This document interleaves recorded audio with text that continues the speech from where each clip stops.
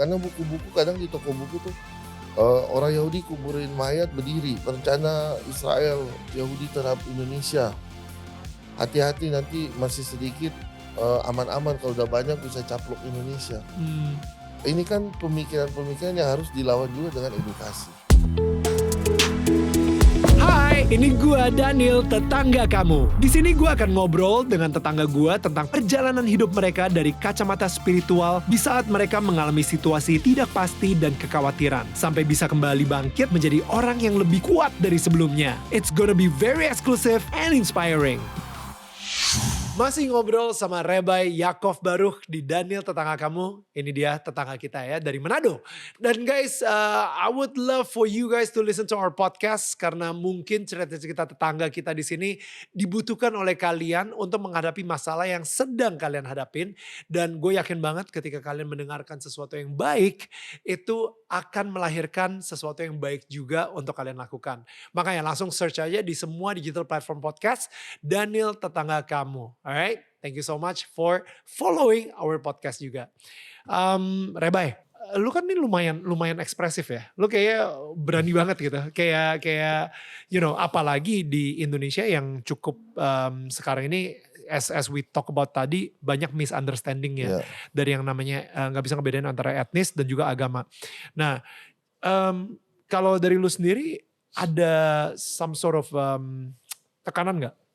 Sebagai yang udah all out of the closet Yahudi gitu. Dimana tadi kita sempat ngomongin juga bahwa Yahudi sebenarnya di Indonesia banyak tapi mereka tidak berani mengungkapkan identitasnya. Ya betul, for safety reason. Ya. Well, when my mom still alive, itu tekanannya itu from her ya. Dia larang banget I'm going out with kippah or doing in the public. But since she passed away, I more free. Gitu justru. I more because she afraid. Your mom akhirnya your grandma nikah sama orang Muslim. Yeah. Your mom akhirnya jadi Muslim.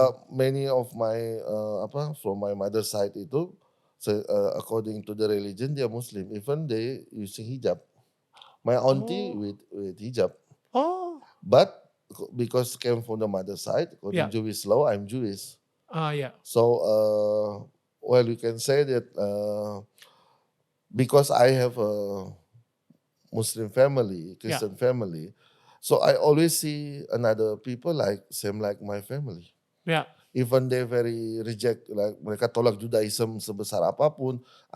Saya selalu ingin menjangkau dan mengedukasi dan setelah itu mereka wah ternyata ini ya indah ya. Oh, even di keluarga sendiri pun yang Muslim itu reject. Ya kadang karena soal Yahudi pun banyak yang enggak kok Belanda kok kita bukan Yahudi gitu demi ingin menutupi mungkin. Ya. Tapi I understand lah karena memang jadi Indonesia tahu sendiri kan hilang sendal disalahin Yahudi gitu. Sampai ada tulisan dilarang buang sampah di sini kecuali Yahudi gitu. Ada banyak tulisan artinya Yahudi itu sebagai ya orang Indonesia butuh apa ya kambing hitam ya scapegoat gitu. Ada bercandaan seperti itu ya. ya. Yahudi itu pelit, Yahudi itu macam-macam lah istilahnya kalau untuk tapi intinya mereka ini tidak tahu dan tugas kita memberitahu gitu loh. Karena nggak ada. Maksud belum gua, pernah ketemu. Mereka belum pernah ketemu orang Yahudi tapi udah benci dulu kan. Iya. Jadi, dan waktu kecil pun juga mereka pokoknya bilang gitu. Kalau misalnya lu temenan sama orang Yahudi itu mereka sesat gitu. Bahaya, jangan deket-deket atau apa. Dari kecil udah ditanam otak tersebut gitu. Betul. Misalnya. Lu bakal ditipu lah, lu bakal di-apain. Dan akhirnya ya ketika ketemu dan tahu, wih ada orang Yahudi nih. Langsung udah guard, udah tembok duluan yang naik. Ini karena paradigma berpikir dan memang kita dicekokin itu terus kan selama ini. Tapi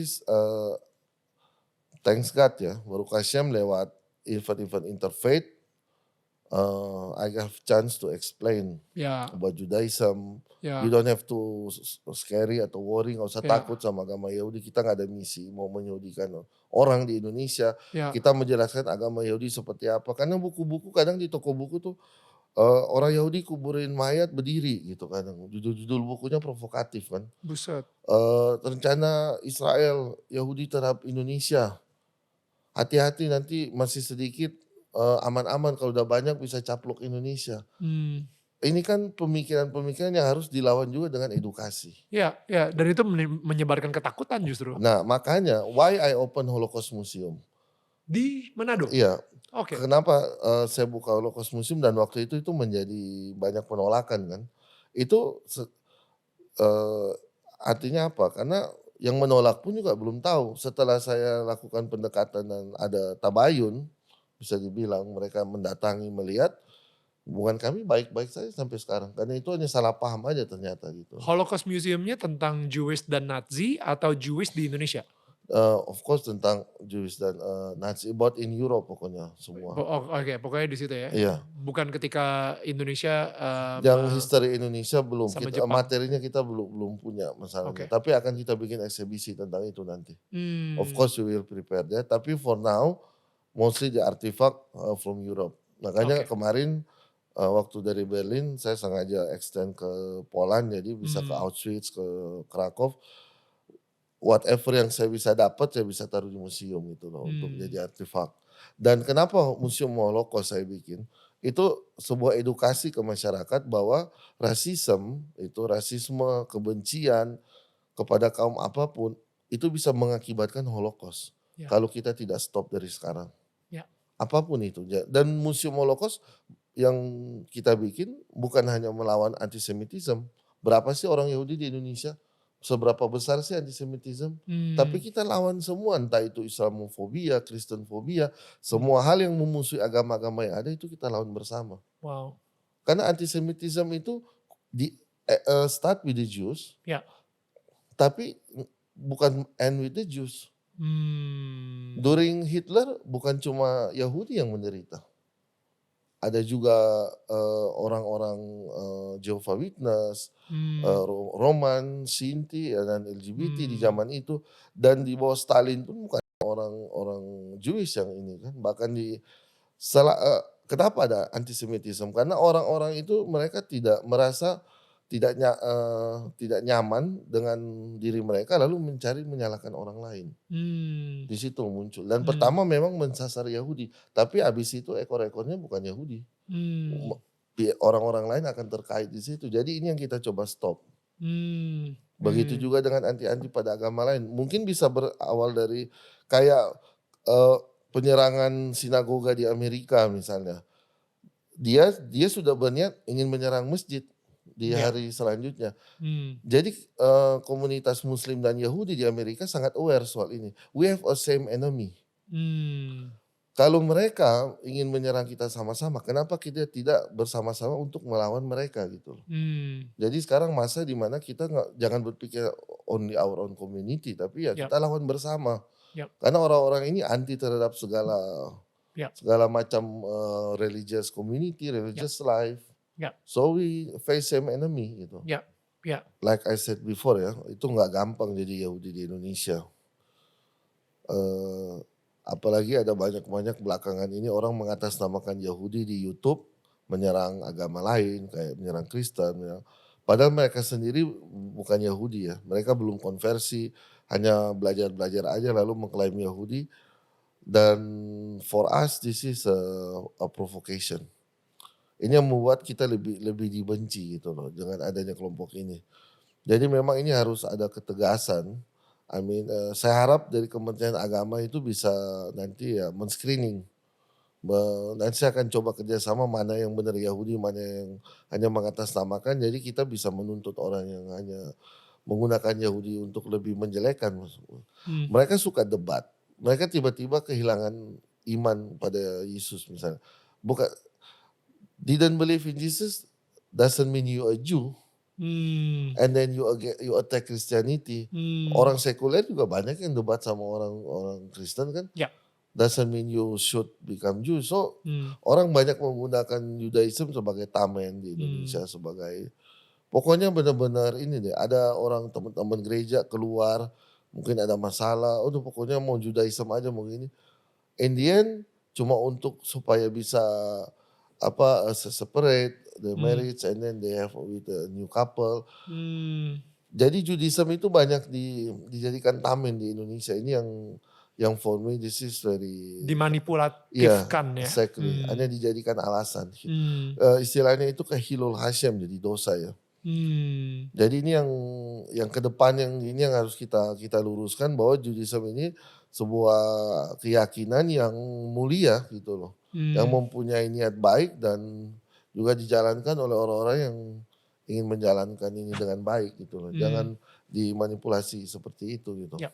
Lewat konten-konten yang sangat provokatif tadi. Ya. Karena itu penting orang tahu. Karena itu Rabi ada yang bawa nama Yahudi. You know even some of my video juga kadang di switch, di pelintir gitu loh sama orang-orang ini. Saya cuma kan ditanya why Jews not believe in Jesus. Habis saya jelasin dipakai inilah kena orang Kristen harus tahu bahwa Yahudi gak percaya. Saya nggak ngomong dalam konteks itu gitu. Ya kan, like I'm answering a question gitu. Ya, I mean it's totally weird lah. Di dunia digital ini emang ya saya sendiri juga banyak banget udah dipelintir. So yeah, we're in the same boat. I know that. Yeah. Speaking of Judaisme gitu ya, gue pernah dengar cerita bahwa di Judaisme sendiri itu sebenarnya ada tradisi cuci tangan, right? Oh, ya. Ritual mencuci tangan gitu. Dan bahkan di Perjanjian Baru pun Yesus sempat ditegur gitu sama beberapa orang Farisi dan Saduki. Dia bilang kayak, kok murid-murid lu nggak cuci tangan sih seperti atau melakukan ritual cuci tangan seperti murid-muridnya Yohanes Pembaptis.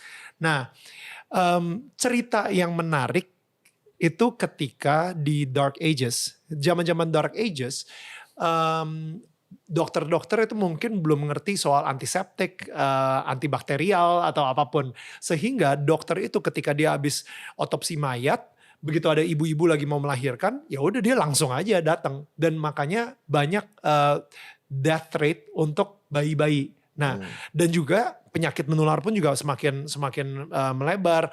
Banyak banget yang meninggal. Kecuali komunitas bangsa Yahudi. Karena apa? Karena mereka mencuci tangan.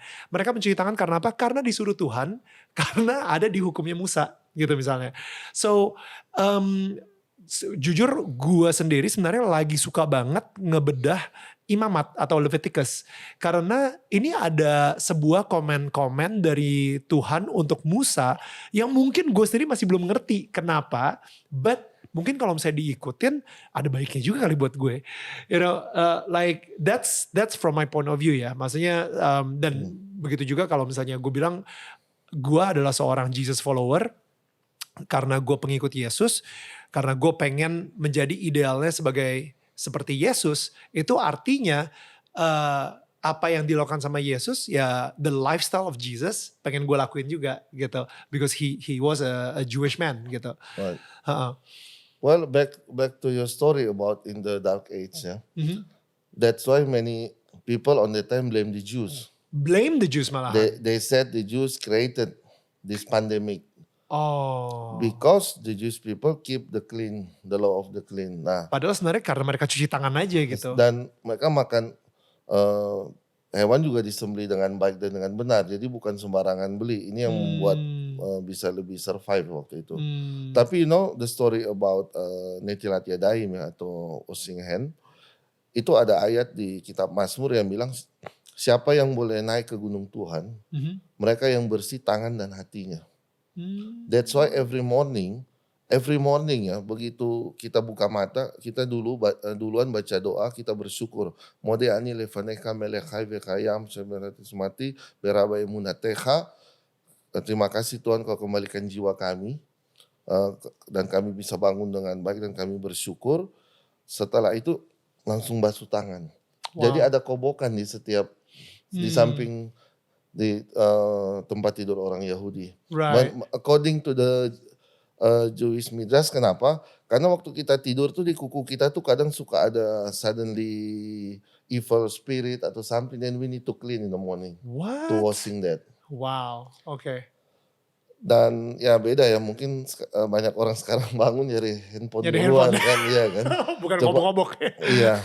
But for Jewish people, kita masih melakukan itu sampai sekarang. Jadi di samping tempat tidur, tapi hati-hati kita taruh tempat cucinya. Jangan nanti jatuh handphone ke situ atau jatuh apa kan. Itu harus benar-benar aman gitu loh. Tapi that's the first things we do it in the morning. Wow. Dan sebelum makan dan doa kita juga harus membasuh tangan. Washing our hand. Jadi doa makan sebelum makan, apalagi ada roti di situ, itu wajib kita basuh tangan. Kemudian kita makan roti, baru makan yang lain, dan setelah itu ada doa-doa lagi untuk bersyukur. Karena di Torah bilang kamu akan makan, kamu akan kenyang, dan kamu akan bersyukur memuji Tuhan. Jadi itu namanya grace after meal. Jadi before dan after we pray to God. Gitu. Bahkan setelah dari toilet pun ada doanya. Before go to toilet as well. Oh, before and after. Ya, jadi you're right, saya rasa. Jadi inti doa itu kita bersyukur organ-organ kita berjalan baik. Exactly. Karena kalau bangun pagi kita nggak ke toilet, berarti something wrong. Something is wrong. Jadi kita bersyukur dengan itu. You know what? Because in Jewish law itu dikatakan setiap orang Yahudi minimal every day itu we recite 100 blessing. 100 blessing. Jadi one blessing to start with Baruch Atah Adonai. Jadi kita cuci tangan baru kata Adonai, lalu kita baca ke toilet baru kata Adonai untuk serasa, baru kita pakai tefillin, pakai talit, di pintu ada mezuzah, kita pegang, kita baca lagi baru kata Adonai buah mezuzah. Itu semua itu kalau bisa minimal 100 kali. Wow, minimal. Hari. Ya. Gitu loh. Jadi memang very complicated lah. Not recommended for public. Yeah. Why do you even want to convert gitu ke Judaism kalau misalnya? Makanya ya, kalau ada orang mau convert datang ke Rabbi, said, Rabbi, I want to become Jewish. Rabbi said, are you crazy? Why? Why you want to become a Jew? You can eat pork. You can go to the mall. Why suddenly you want to put difficult in your life? Jadi itu karena memang proses conversion itu, according to Jewish law, kita harus nolak 3 kali dulu orang yang mau convert. 3 kali, dan setiap penolakan pertama, kedua, ketiga ada jarak tertentu. Itu buat lihat orang ini serius atau enggak. Karena untuk jadi Jewish nggak bisa, saya lagi cocok nih sama Judaism, saya mau masuk. Habis itu saya nggak cocok, saya keluar. Once you become Jew, you go to the mikveh and you out as a Jew, you are Jew. Really? You cannot convert to other religion. Your status still you are Jew 100%. Wow. Okay. So that's interesting. Yeah, so you cannot play with that. Ya. Kalau misalnya dia kan, kalau misalnya jadi Jew itu biasanya harus disunat. Yeah, I just want to tell that if you a man, ya kan, and then you do the brit milah, disunat, abis itu you pindah agama, you nggak bisa tambah lagi kan. Jadi memang itu juga suatu hal yang very essence. Ya. Kalau misalnya dia udah disunat gimana? Nah, we have the ceremony, nama upacaranya itu Hatam Habrit. Jadi di dalam Hatam Habrit itu kalau orang pernah disunat misalnya secara muslim atau secara kesehatan, dia mau convert ke Judaism, ditusuk lagi pakai jarum. Dan honestly, it's very difficult to get a blood pakai jarum itu. From your penis? Iya. Very difficult? Very difficult. Jadi ditusuk-tusuk terus sampai akhirnya banyak. Until you have blood. Ngilo. No, I tell you the truth. It's very difficult to get the blood during the Hatam Habrit. Because, how to say, well, I cannot explain the detail, but that's the law that, jadi darah itu keluar sebagai tanda perjanjian. Yeah. Tanda perjanjian. Dan you know the story when Moses nggak sunat anaknya dan Tuhan tuntut itu harus. Yes. That's the covenant is there in the blood. Yeah. Gitu. Yeah. So it's very important. Yeah. Ntar gue masih ngilu. So there is like pakai jarum, tapi itu susah. I have a special guy in the synagogue who did that, yang buat orang-orang yang mau convert, yang udah pernah sunat.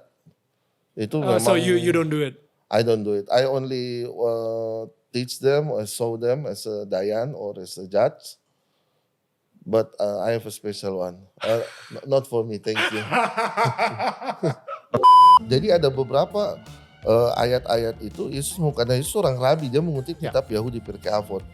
Saya nggak menyimpulkan dalam arti apa, tapi untuk memahami Christianity, karena Christianity born from Judaism.